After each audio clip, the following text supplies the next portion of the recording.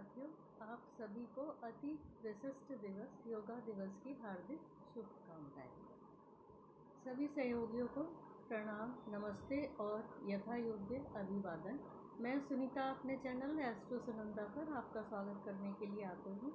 कुछ ज्योतिष की बातें उसकी दुनियादारी के साथ, क्योंकि ज्योतिष एक विज्ञान है और कला भी। साथियों, आज हम बात करेंगे ज्योतिष के संदर्भ में आध्यात्म और राजनीति के मिले जुले रूप की, साथ ही वसुधैव कुटुंबकम की भावना की। साथियों, संतों की कही बात है, अपने स्वभाव में रहिए, जिसका साधारणतया सिर्फ इतना अर्थ लगाया जाता है, आप जैसे हैं वैसे ही रहिए। ये भी एक अच्छी बात है, पर गहराई से सोचे तो स्वभाव में रहने का अर्थ है मानवता के कारण ही तो मानव कहलाता है।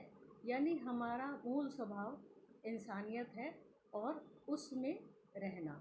अगर ये नहीं है तो आप अंदर बाहर कैसे हैं, कितने हैं, होशियार हैं या चालाक हैं वगैरह वगैरह, एक आपका दिखाने का ढंग या मंतव्य हो सकता है। इसे इंसान होना पूरी तरह नहीं कहा जा सकता।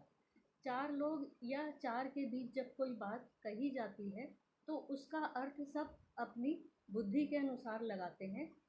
सभी का आशय अच्छा ही होता है, पर जो दुष्ट बुद्धि हैं उनका सही आशय समझने से अर्थ ये होता है कि उनका मंतव्य दूसरे के लिए क्या है, वो दूसरे को कैसा देखना चाहते हैं, कैसा बनाना चाहते हैं, या उसको किस रूप में समाज के सम्मुख प्रस्तुत करना चाहते हैं।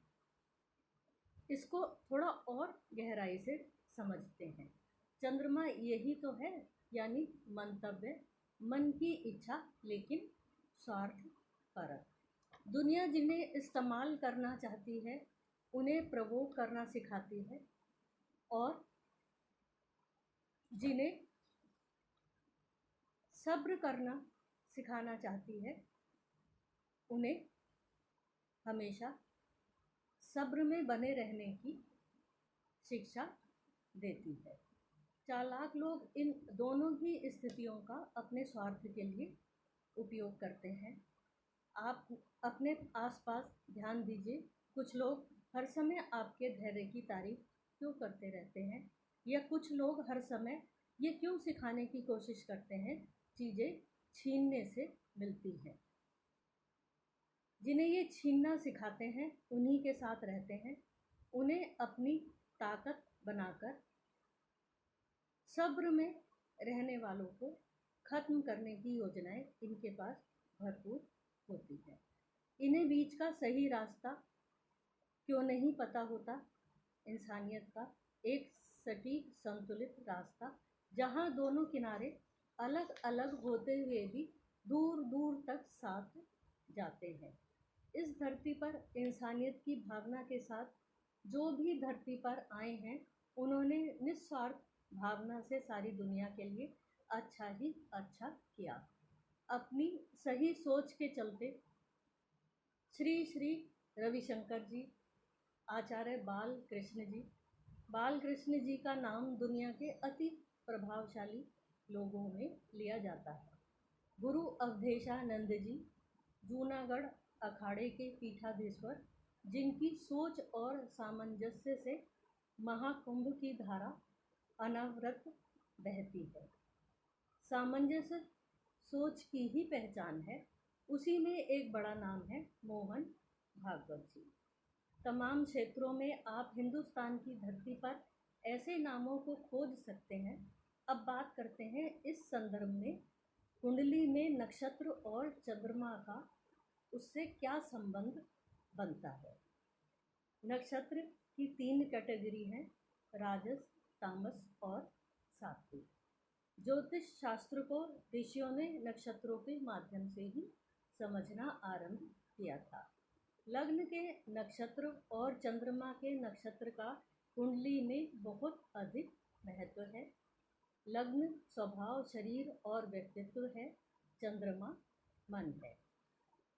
अनुराधा, श्रवण, रोहिणी, मृगशिरा, विशाखा बहुत ही शुभ नक्षत्र माने गए हैं। इन सभी कुंडलियों में लग्न और चंद्रमा का संबंध इन्हीं नक्षत्रों से है। एक और आश्चर्यजनक तथ्य इन कुंडलियों में देखने के लिए मिलता है। लगभग सभी कुंडलियों में चंद्रमा उच्च का रोहिणी नक्षत्र में उपस्थित है। मोदी जी का लग्न में नीच का चंद्रमा है, पर लग्न विशाखा नक्षत्र का और भी उत्तम स्थिति में है। ये बृहस्पति का नक्षत्र है। मंगल भी विशाखा नक्षत्र में वहीं बैठा हुआ है। मंगल की महादशा उनकी कुंडली में चल रही है। गुरु की दृष्टि शुक्र और शनि पर है। गुरु मंगल के नक्षत्र में है। एक वर्ष में धन से संबंधित बहुत कुछ समृद्धि कारक व्यवस्थाएं वो देने वाले हैं। उनका प्रयास भारत को सुखी करने का रहेगा। 2027 तक वो इसके लिए बहुत मेहनत भी करेंगे तथा अपने प्रयासों में दी बेस्ट देने की कोशिश करेंगे सारी दुनिया को। अपनी दृष्टि और सोच के द्वारा सही मार्गदर्शन में लाने का प्रयास एक बहुत बड़ी योजना के साथ वो चले हैं। हमें अपने मन के कलुष से ऊपर उठकर उन्हें मजबूत बनाने का प्रयास करना चाहिए। सही समय पर उचित सोच के द्वारा, संतुलित सोच के द्वारा हम अपने देश को बहुत आगे ले जा सकते हैं। दुष्टता से न तो हमारा भला है, ना ही देश दुनिया का। साथियों, अराजकता किसी के भी हित में दूरगामी अच्छी नहीं होती। शाखाएं जब संचित होती हैं तभी समृद्धि आती है। हरियाली हर जीवन में हो, रोजगार हो, खुशहाली हो। इसी मानव परक सतत और सार्थक प्रयास की अपेक्षा के साथ आज की बात यहीं संपन्न करती हूँ। अगली वीडियो तक के लिए मुझे आज्ञा दीजिए और कृपया मेरे चैनल एस्ट्रो सुनीता को सब्सक्राइब भी कीजिए। वसुधैव कुटुंबकम। जय हिंद।